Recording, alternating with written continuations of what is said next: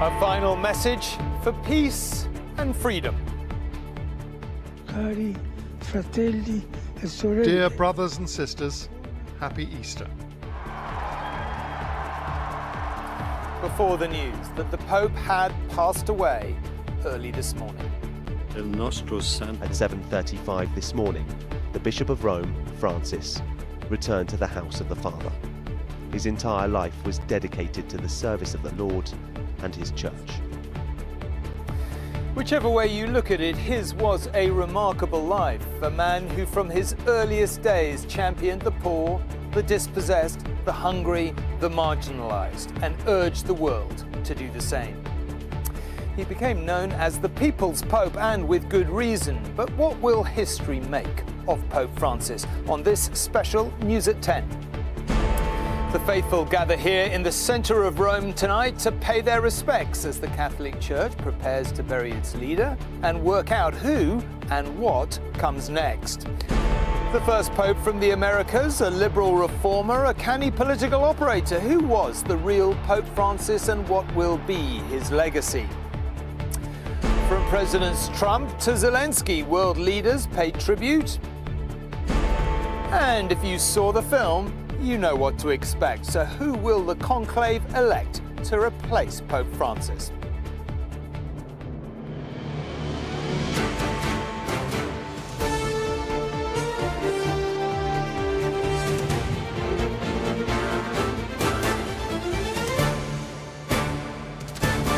This is ITV News at 10 with Tom Bradby from Rome.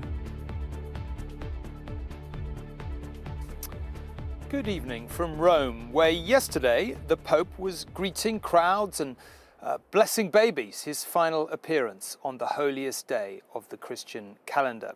It was the final act in a life that ended this morning in his flat here at the age of 88. He died from a stroke, followed by heart failure. Barely had the great bell of St. Peter's begun tolling to proclaim his death than the Pope's life of service to the Church, as the Vatican put it, was being remembered. Near and indeed far, world leaders, spiritual and political, recorded their admiration. Ordinary people whose lives he touched affirmed their affection for a man who chose to ignore his doctor's advice after his latest serious illness and work right to the end. What better sight had there been for the world's Catholics on Easter Sunday of all days than to see an apparently recovering Pope Francis in St. Peter's Square speaking to the pilgrims gathered below, albeit briefly and weakly. Cari fratelli e sorelle. Dear brothers and sisters, happy Easter. Despite doctors' instructions to rest, he wouldn't let them down, riding in the Pope-mobile through the throngs in St. Peter's Square, trying to wave, blessing a baby. But for a man on the brink of death just a few weeks ago, was this too much? Within just a few hours, the Vatican had gone from celebration into deep mourning. Con profondo dolore. With deep sorrow, I must announce the death of our Holy Father Francis. At 7:35 this morning, the Bishop of Rome, Francis, returned to the house of the Father. His entire life was dedicated to the service of the Lord and his church. That he was here at all this Easter was a testament to the team of doctors at Rome's Gemelli Hospital, who admitted, frankly, there were times when they thought they had lost him.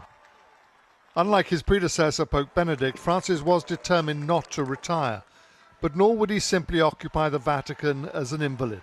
So he stayed at his work, met briefly the King and Queen on their official visit to Rome this month, and then yesterday welcomed US Vice President J.D. Vance to the Vatican. I know you've not been feeling great, but it's good to see you in better health. Typically, before this meeting, Pope Francis had had one of his top officials talk to Vance about his concerns over migrants, refugees and prisoners, politically active to the last. This is why leaders who shared his concerns will miss him so much. Accanto al dolore per la morte di Papa Francesco, I feel a sense of emptiness, said Italy's President Sergio Mattarelli. senso di vuoto. Il a durant tout son pontificat été aux côtés. During his whole pontificate, said France's President Macron, He was by the side of the most vulnerable, the most fragile. President Trump had met Pope Francis during his first term for what were described as warm talks. Today, he ordered flags to be flown at half-mast across the US. But perhaps in light of the Vatican's criticism during his second term, he made only brief remarks today, standing incongruously alongside the Easter Bunny. He was a good man, worked hard, he loved the world. From King Charles, a statement of his and Queen Camilla's great sadness that went on, "Our heavy hearts have been somewhat eased, however, to know that His Holiness was able to share an Easter greeting with the Church and the world he served with such devotion throughout his life and ministry." Tonight, as the Vatican mourns, it also asks, what comes next? A pope cannot choose his successor, cannot ensure his work and legacy will continue. At his death, his cardinals must decide, go on or radically change course. James Mates, News at 10, the Vatican. Well, as James said, there are many leaders articulated. Pope Francis will be remembered for his common touch, reaching out to the disadvantaged in our world. He championed the struggles of the poor, the homeless and refugees and avoided many of the trappings of his office. He did try to confront the stain of sexual abuse in the church, but many victims felt his apologies were not enough. The church reflected the contrasts of his own faith between the Orthodox and Reform. Julie looks back at his priesthood and papacy. As he stepped out before chanting crowds just weeks after his predecessor Pope Benedict had shocked the world by resigning, he could hardly believe it himself. From the very start, Argentinian Pope Francis signalled change. Buonasera. Rather than giving a blessing, he simply said, "Good evening." This was a pope of many firsts, the first from South America, the first Jesuit, and the first to choose the name Francis. He was born Jorge Maria Bergoglio to Italian immigrant parents in Buenos Aires in 1936. He became a Jesuit priest in his 30s, and though he rose to become Archbishop of his home city by 1998, he stayed close to those living in the city's slums. He always used public transport, a groundedness that informed his papacy. He had a warm relationship with his predecessor Benedict XVI, but the two could hardly have been more different in style. Pope Francis chose plain vestments and lived in simple accommodation, not the lavish papal apartments. And he was driven around in a Ford Focus. He famously described the Catholic Church as a field hospital, its key role to serve the poor and the marginalised. It won him fans inside and outside the faith. Time magazine named him Person of the Year in 2013. His first trip outside Rome was to Lampedusa, sending a clear message on caring for refugees. And on his first official visit overseas, the beaches of Brazil exploded with joy. 3 million people turned out to hear him celebrate Mass. But his style and tone made him many enemies, often within the Vatican itself. Terrible divisions emerged between the perceived conservative right and liberal left wings of the church. A significant core of traditionalists viewed his softening of the line on issues such as divorce unacceptable. There was more outcry when he answered, "Who am I to judge?" when questioned about homosexuality. Although later he would have to apologise for privately using a derogatory term about gay men, traditionalists were further outraged when in 2023 he permitted Catholic clergy to bless same-sex couples, even though he stood firm on ruling out gay marriage. Such was the anger some cardinals, the so-called princes of the church, openly questioned him. And although Pope Francis set up a special panel to tackle child abuse in the church and toughen church law, many Catholics felt it all moved far too slowly. It remains a scandal which shredded the Church's reputation.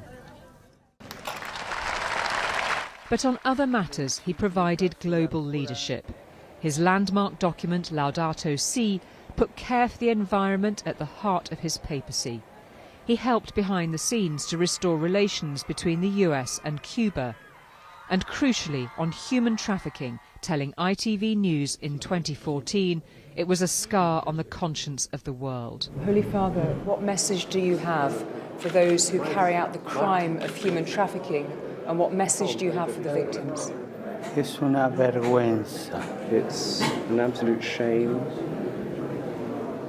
Es un delito contra la humanidad. It's a crime against humanity. Pope Francis didn't hold back when he had profound disagreements. He had a warm meeting with President Trump in his first term in office. In his second, he already issued a stern rebuke over Trump's policies on migrants. Nulla vale la vita di un bambino. He called Israel's bombing of civilians in Gaza shameful, supporting the Christian community in the enclave with nightly calls on his mobile phone. Pope Francis reached out to all faiths and none. There were visits to Jerusalem, to Turkey, and an especially warm relationship with the former Archbishop of Canterbury, Justin Welby. Their friendship cemented on a joint peace mission to South Sudan. In later years, in declining health, he began using a wheelchair. It was in this frailer state that this papacy marked another historic moment, when Pope Francis presided over his predecessor's funeral, the two men forever linked by the Catholic Church's highest office, and a moment when Pope Francis will have contemplated his own mortality. In the end, Francis was a humble man who lived simply, but who engaged with the world's most complex challenges. His conservative enemies will be keen to change course with his successor. The conclave to elect the next pope may well be turbulent. But for those who loved him, Francis helped restore the image of the Catholic Church as being at its best when closest to the poor, rejected and marginalised, the splendour of Vatican City as Field Hospital HQ. Joining me now, I'm very pleased to say, is Father Stephen Wang, rector of the Venerable English College here in Rome that has been training men for the English priesthood ever since the days of the Reformation, when of course it was one of the most dangerous pastimes in the world, being a Catholic priest in England. But fascinating history, sadly we don't have time to discuss. Can I just focus in to begin with on what you think Pope Francis's legacy truly will be? Well, he's made a huge impression on the Church in these 12 years, and he's going to be sorely missed, above all because he's a spiritual father as well as a leader. And I think the key to his legacy is his desire to reach out to others. And you see that in the political sphere, in the spiritual sphere, in the moral sphere. He was always wanting to go beyond the boundaries of the Church, not get trapped in the institution, but to say the Church is meant to be a home for everyone and no one is to be excluded. And that's what marked, I think, all of his different policies and his practices. I feel like at this particular point in world politics, that kind of voice is going to be missed maybe more than it would have been 10 years ago or 20 years ago, just because that's not the voices we hear amongst world leaders, is it? I think we need it more than ever. There's so much factionalism, there's so many silos, and Pope Francis, he really pushed this slightly jargony word of synodality, meaning we need to really walk together, listen to one another, not just so that we can work out how to win the argument, but so we can see what others are thinking and feeling and try and build a consensus around that. So we need that more than ever. Some people would say he sounded like a reformer, but he didn't actually do that much. That's a criticism that at least some liberals would have of him. I think he was a pope, simply. And his role as pope is to hold together the unity of the Catholic faith and to speak about Jesus Christ and to help others to know that the Church is for them and not just for those who are already inside. Now, quite a lot of people say he was quite a canny political operator, actually, and certainly he appears to have, some would say, stacked the conclave with people who are in his own image. What do you think happens next? I don't mean who wins, but which way does the Church turn? Well, I think he has been canny in that he's chosen cardinals that maybe one wouldn't expect. It's not that everyone is in his own mould, but he's gone to the peripheries. He's gone to unexpected places and smaller churches and people he's met and on a whim almost has invited them. So there's a great uncertainty, which is quite exciting, because these men represent the church in so many different guises, and honestly we don't know what will happen. The only thing we're sure of is that we're not sure what will happen. Okay, that's a great cliffhanger. Thank you very much indeed, Father Stephen. Now back home in Roman Catholic cathedrals across the United Kingdom, requiem masses have been held for Pope Francis, as you would expect. The head of the church in England and Wales, Cardinal Vincent Nichols, said he believed the timing of the Pope's death was an Easter fulfillment, being summoned home to God. The conclave to elect a successor will be the Cardinal's first. He told us he'll rely on the guidance of God to make his choice.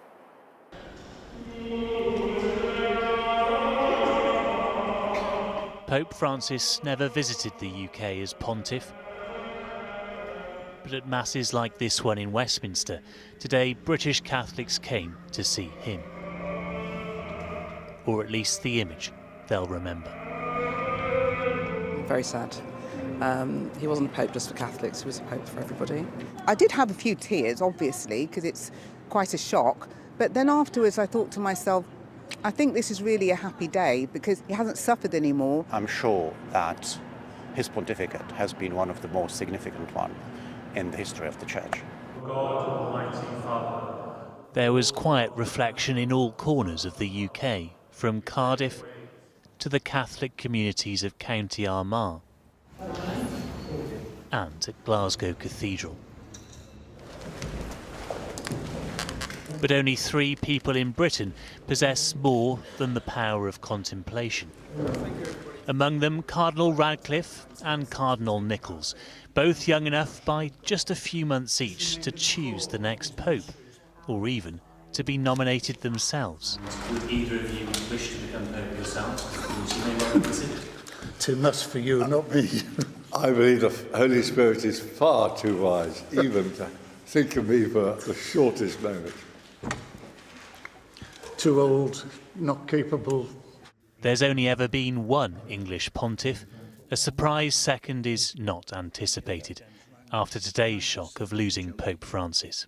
Because after the Holy Father's appearances yesterday, this was not expected, certainly not by me. He wanted to wish us all a happy Easter, and I think that's what he's got, actually. He's got an Easter fulfillment in being summoned home to the presence of God. Naturally, people have begun to talk about what comes next. How will his legacy be preserved? Would you worry about somebody wanting to reverse that? Because there may be candidates who argue for that. I think there are, because certain cardinals have expressed those opinions. Personally, I think what motivates the human heart is sometimes solid traditional practice, good habits, but they're not incompatible with this profound compassion, sense of the mercy of God that the Pope Francis has made his priority. You haven't attended a conclave before. No. What do you think it's going to be like for you? I don't know. I mean, I've read the book, but I don't think that tells me too much. Conclaves normally produce surprises, and they always say anyone who goes into the conclave as papabile, capable of being made pope, comes out a cardinal.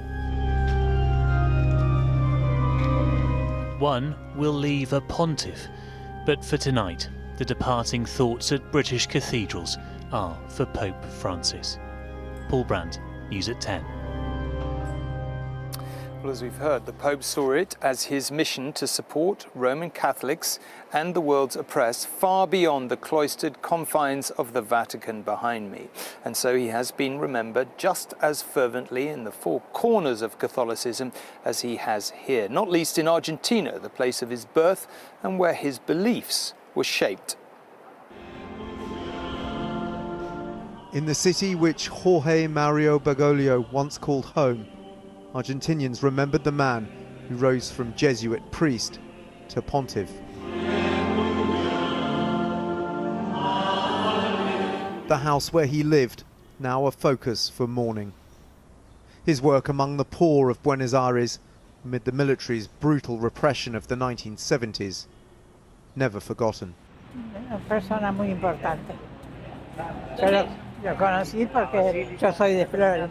Y para mí era un referente en todo el mundo, era el Papa, era único, era nuestro, es argentino y lo va a seguir siendo toda la vida en nuestros corazones.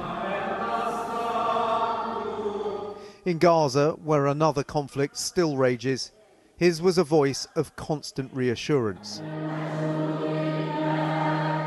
He called the small Catholic community here every night since the start of the war.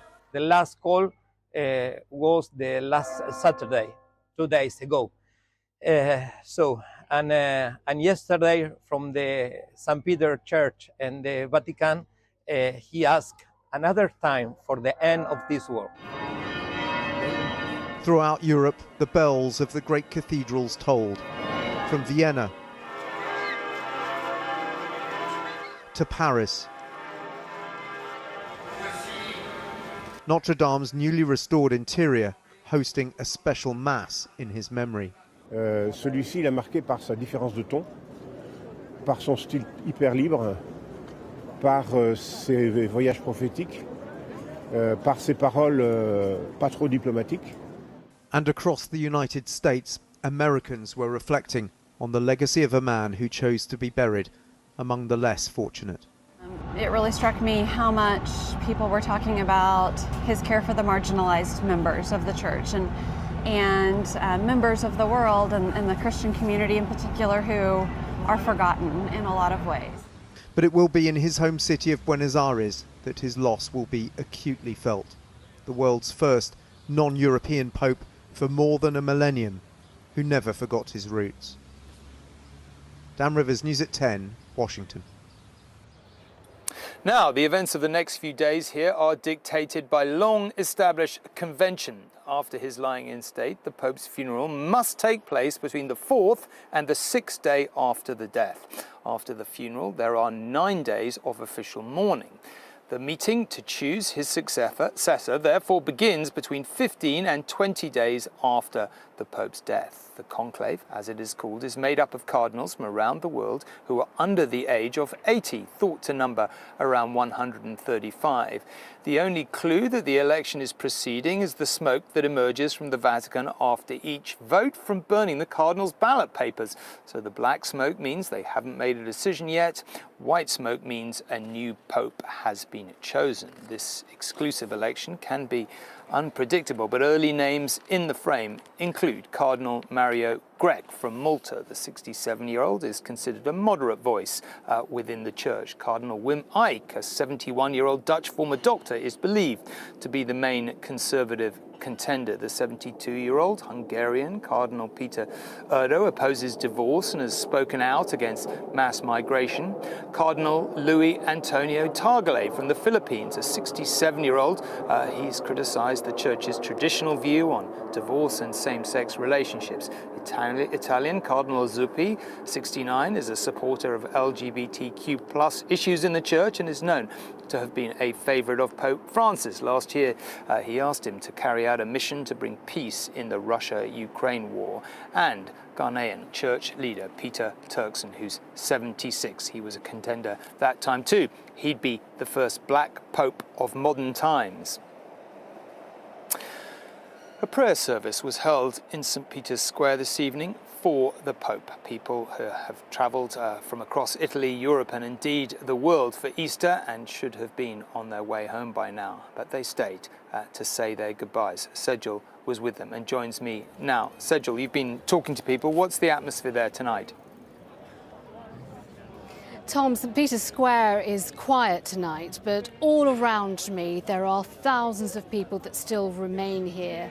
Some you may be able to hear are singing softly, others are holding candles in quiet reflection, and they've come here from across the globe, many to remember a much-loved Pope and to grieve for him, others to be part of a significant moment in history. Many prayers have been said said, some in silence, some in song. And the atmosphere has been sombre and it has been solemn. But tonight, people still remain here to remember and to grieve for the Pope.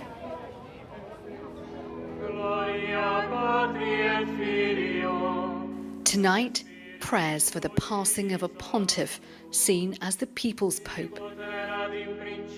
In the square where he made his last public appearance. At sunset, hundreds of thousands gathered in St. Peter's Square in the Vatican. People from countries across the world, coming together to pray, to mourn, and to pay their respects. Among them Dad Dennis and his daughter, who arrived from Philadelphia in the US this morning to news of the Pope's death.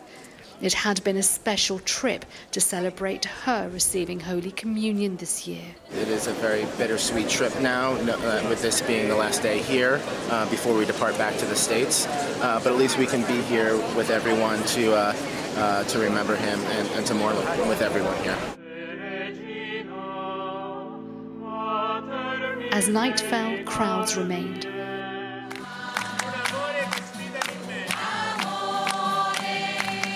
Some spontaneously singing songs of prayer. In the shadow of the basilica, we met Danielle and Tony and their son, Tony Jr., from Ireland. A family who travelled here for an Easter break and had been hoping to catch a glimpse of the Pope. We had actually booked a trip for Easter back in February. We were always due to fly out on Easter Monday, obviously not knowing that this would be the circumstances we'd be finding ourselves in today. What does the Pope mean to you? He's quite special and he is the Pope, so that's why he's special. Yeah, super special. Yeah.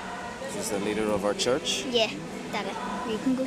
Tony, yes, you were going to say what? Yeah, so obviously he's the leader of our church in challenging times, somebody who the Catholic community look to for leadership, especially in a crazy world it's hard to make sense of. Many here say they'll remember Pope Francis for his humanity and his humility, a Pope who was never happier than when he was with the people.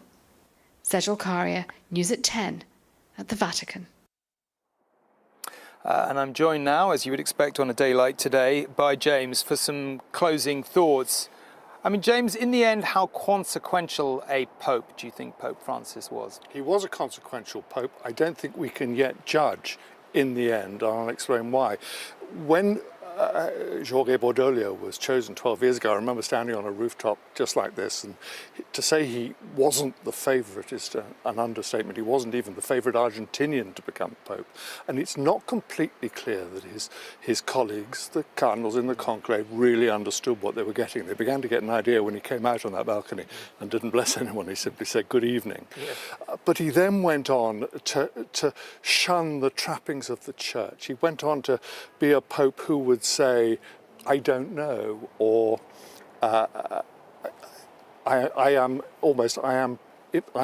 fallible, in a church which bases itself on the doctrine of papal infallibility. Now, did this go much too far for many of the conservative cardinals who are still there in the Vatican and still around the world? They appreciated much of what he did, particularly in terms of broadening the church. A man who visited Mongolia and Sudan and places like that, places that no pope had ever been to before, but the rejection of so much of the conservative doctrine that his predecessor had brought in, the opening up to the LGBT community and transgender community. You only know if it's going to be consequential if you can make it stick. He appointed more than 100 cardinals of the 135 who are going to choose his successor.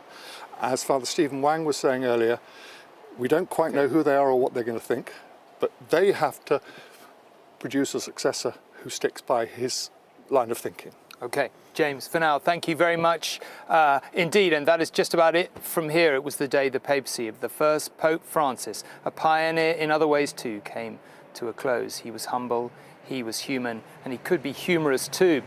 He was the former nightclub bouncer who wanted to throw open the doors of the church to those who most need its love and support. And that seems a good place to end. It's good night from Rome.